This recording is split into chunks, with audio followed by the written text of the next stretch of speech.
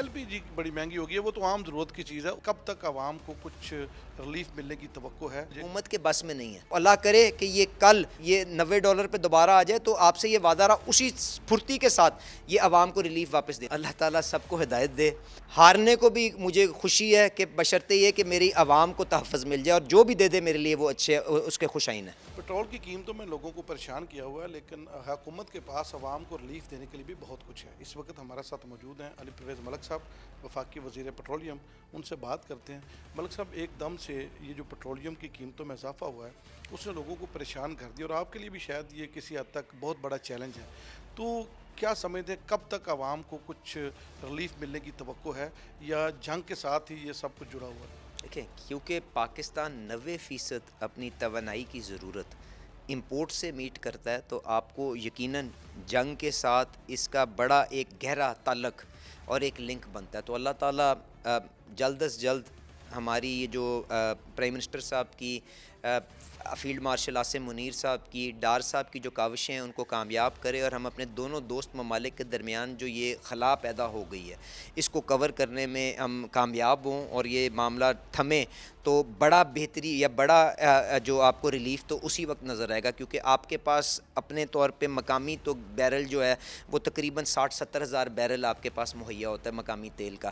باقی 4-4.5 لاکھ بیرل روز کا آپ باہر سے منگواتے ہیں. اور کیونکہ عالمی منڈی کے اندر اتنی تیزی ہے کہ آپ اس کے سامنے آپ نے دیکھا ہے کہ آپ نے بلینکٹ شیلڈ بنانے کی بھی کوشش کی کہ ہر کسی کو آپ تحفظ دے سکیں. اس کا بوجھ اتنا زیادہ تھا کہ 50-60 ارب روپے ہفتے کا کہ حکومت شاید اس کی متحمل نہیں ہو سکتی. تو پھر یہی فیصلہ کیا گیا کہ کمزور ترین لوگ ان کو تحفظ دینا جس قسم کے مرضی حالات ہوں وہ کسی بھی حکومت کی ذمہ داری ہوتی ہے. تو ساری ریلیف کا رخ ان کی طرف کیا گیا، موٹر سائیکلسٹ کو بھی، پبلک ٹرانسپورٹ کو بھی، کیریج کو بھی، ریلوے کو بھی، فارمرز کو بھی. تو یہ ساری کوشش کی گئی ہے. تو انشاءاللہ تعالیٰ اللہ تعالیٰ کے گھر بڑی امید ہے، اللہ بہتری لائے گا. اور حکومت میں یہ جاننا چاہتا ہوں کہ اگر یہ حالات سازگار ہو جاتے ہیں تو یہ حکومت بضد تو نہیں رہے گی، یا انہی قیمتوں پہ سٹینڈ تو نہیں کرے گی؟ کتنی دیر میں لوگوں کو ریلیف مل جائے؟ حکومت کے بس میں نہیں ہے.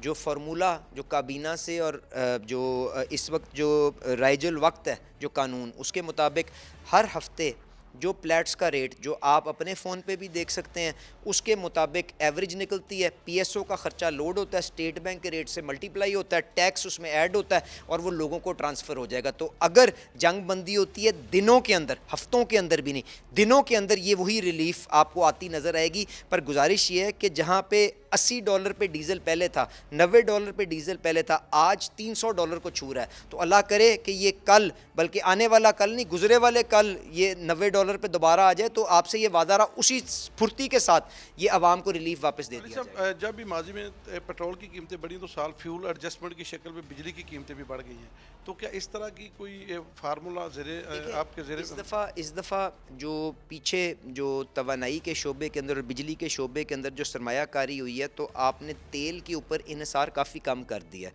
تو اگر ہم تھوڑا بہتا ذمہ داری کا احساس کریں، مارکیٹوں کو جلدی بند کر دیں، کیونکہ یہ دیکھیں دن میں تو سولر کی وجہ سے آپ کو بہت سہولت آ جاتی ہے، شام کو جب سولر ختم ہوتا ہے تو اس کے بعد آپ کو مہنگے ایندھن کے پلانٹ چلانے پڑتے ہیں، فرنس آئل کے پلانٹ چلانے پڑتے ہیں، گیس اب دستیاب نہیں ہے. تو اگر ہم مارکیٹوں کو 8 بجے بند کر لیں، ریسٹورنٹ شادی گھر چلتے رہیں 10 بجے تک جو اپنا وہ کرتے ہیں، تو میرے خیال سے کوئی بڑا بجلی کی قیمت کے اندر کوئی رد و بدل نہیں آنی چاہیے. پوری دنیا دن کی روشنی سے فائدہ اٹھاتی ہے، ہماری نائٹ لائف بہت تیزی سے بڑھ رہی ہے پاکستان میں. اللہ تعالیٰ سب کو ہدایت دے اور ہمیں اپنی دین اور جو اپنے جو برادر ملک ہیں ان کی جو آپ نے مسکرایا اس پہ. نہیں، میں تو کہہ رہا ہوں اللہ تعالیٰ مجھ کو بھی، آپ کو بھی اور ساری قوم کو ہدایت دے.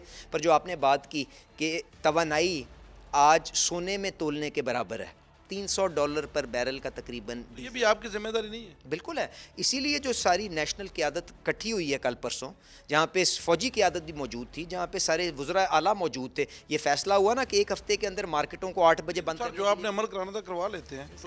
دیکھیں بات یہ ہے کہ آپ کی تاجر تنظیموں کے ساتھ، دیکھیں میرا یہ ایمان ہے، میرا یہ یقین ہے کہ ہر جو مسلمان، ہر جو انسان پاکستان کے اندر بستا ہے وہ اپنے ملک سے محبت کرتا ہے. آپ ان کو یہ چیزیں سامنے رکھیں گے تو میرا نہیں خیال کوئی تاجر، کوئی تنظیم اس کا احتجاج یا اس کے اوپر کوئی پش بیک کرے گی. شاید لوگوں کو ڈے لائف کی عادت نہیں ہے پاکستان میں. ہو جائے گی نا سر، اچھی بات ہے. جب ڈے لائٹ میں کام کریں گے تو صبح بھی بچوں کو ملیں گے، شام کو بھی بچوں میں ملیں گے. ایسی زندگی کا کیا فائدہ کہ جب آپ کام سے واپس آئیں تو بچے سو گئے ہوں، جب آپ سو رہے ہوں تو بچے اسکول میں چلے جائیں. تو اللہ تعالیٰ سب کو ہدایت دے. میری تو یہی مطلب ایل پی جی بڑی مہنگی ہوگی ہے، وہ تو عام ضرورت کی چیز ہے، اس پہ سبسڈی یا اس کو تھوڑا سا ریلیف. ایل پی جی دیکھیں، ایل پی جی بھی تقریباً 60-70% باہر سے آتی ہے، اور اس کی قیمت کا تعین جو آپ کی جو سی پی ویلیو جو امپورٹ کے اندر عرب کے اندر جو آپ کا ایل پی جی کی ویلیو چلتی ہے اس کے مطابق ہوتا ہے. تو کیونکہ اس کے اندر بھی بڑھاوا آیا ہے تو اس کے اندر یقیناً تھوڑی تیزی آئی ہے. انشاءاللہ تعالیٰ وہ انفورسمنٹ کے ذریعے،